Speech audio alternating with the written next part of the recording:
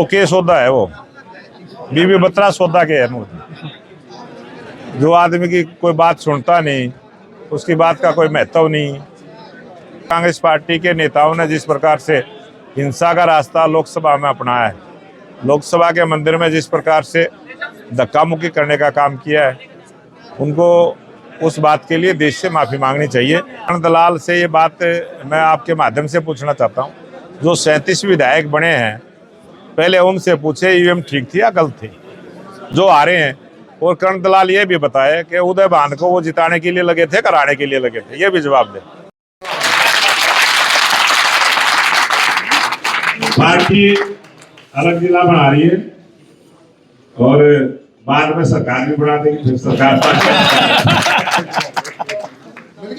आज को लेके जो मीटिंग करी है, कितने अभी तक सदस्य बन चुके हैं प्रदेश में, कितने बताया? ये भारतीय जनता पार्टी का जो संगठन का सदस्यता का पर्व है, इसमें 39 लाख से ज़्यादा सदस्य भारतीय जनता पार्टी के बने हैं और 24,742 हमारे सक्रिय सदस्य बने हैं और 25 तारीख तक ये हमारा सक्रिय सदस्यता का अभियान चलेगा। उसके बाद 26 दिसंबर से हमारा जो बूथ की कमेटियों का गठन है, उसकी प्रक्रिया शुरू होगी और 5 दिन तक हम तमाम 20,629 जो बूथ है, प्रत्येक बूथ पर अपने बूथ की कमेटी का गठन करते हुए आगे बढ़ेंगे। और फिर आने वाले समय में हमारे मंडलों के चुनाव होंगे, जिलों के चुनाव होंगे, प्रदेश का चुनाव होगा और हम इस प्रकार से अपने जो संगठन की जो गतिविधियाँ हैं उसको आगे बढ़ाते रहेंगे। आज गोहाना विधानसभा की जो बैठक हुई है, इसमें यहाँ पर 260 सदस्य सक्रिय अब तक बने हैं और 2 दिन में ये भी अपने टारगेट को पूरा करेंगे। प्रत्येक बूथ पर 3 सक्रिय सदस्य बनने जरूरी हैं और जो भी सक्रिय सदस्य बनेगा उसी को भारतीय जनता पार्टी में संगठन में कोई ना कोई पद और जिम्मेवारी मिलेगी।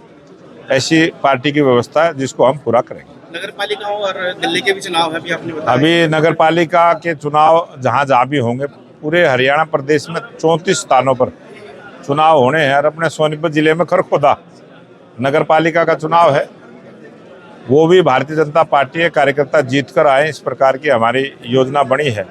और अभी कुछ दिन के बाद ही जैसे ही दिल्ली के चुनाव होंगे, दिल्ली में भी भारतीय जनता पार्टी की सरकार 100% अब की बार बनेगी। गोहाना को जिला की मांग लगानी चाहिए। अभी आपने अपना संगठन को मजबूत करते हुए हमने अपने संगठन की हमने एक योजना रचना बनाई है और सोनीपत को हमने गोहाना जिले को अलग मानते हुए और सोनीपत को अलग मानते हुए अपने संगठन की रचना को हम पूरा करेंगे। बीबी बत्रा का बयान आया है कि बीजेपी जो है अपने हनीमून पीरियड से बाहर आए और हकीकत पे काम करके दिखाए। वो के सौदा है, वो बीबी बत्रा सौदा के है। जो आदमी की कोई बात सुनता नहीं, उसकी बात का कोई महत्व नहीं, उसकी बात का ये भी नहीं पता चलता वो कह क्या रहा है। वो किसी न किसी मुद्दे पे बात करे और कांग्रेस वालों की आदत बढ़ गई है कि वो किसी भी बात को ठीक ढंग से नहीं कहते। जिस प्रकार से कांग्रेस पार्टी के नेताओं ने जिस प्रकार से हिंसा का रास्ता लोकसभा में अपनाया है, लोकसभा के मंदिर में जिस प्रकार से धक्का मुक्की करने का काम किया है, उनको उस बात के लिए देश से माफी मांगनी चाहिए। वो काला अध्याय जो कांग्रेस के नेताओं ने लोकतंत्र की परंपरा को तोड़ते हुए किया है, उसके लिए देश से माफी मांगे। कर्ण दलाल का भी आज प्रेस कॉन्फ्रेंस की चंडीगढ़ में, उन्होंने कहा कि 14 जो सीटें हैं उस पर जो है ईवीएम में गड़बड़ी करके जीती है बीजेपी। पहले कर्ण दलाल से ये बात मैं आपके माध्यम से पूछना चाहता हूँ, जो 37 विधायक बने हैं, पहले उनसे पूछे ईवीएम ठीक थी या गलत थी जो आ रहे हैं।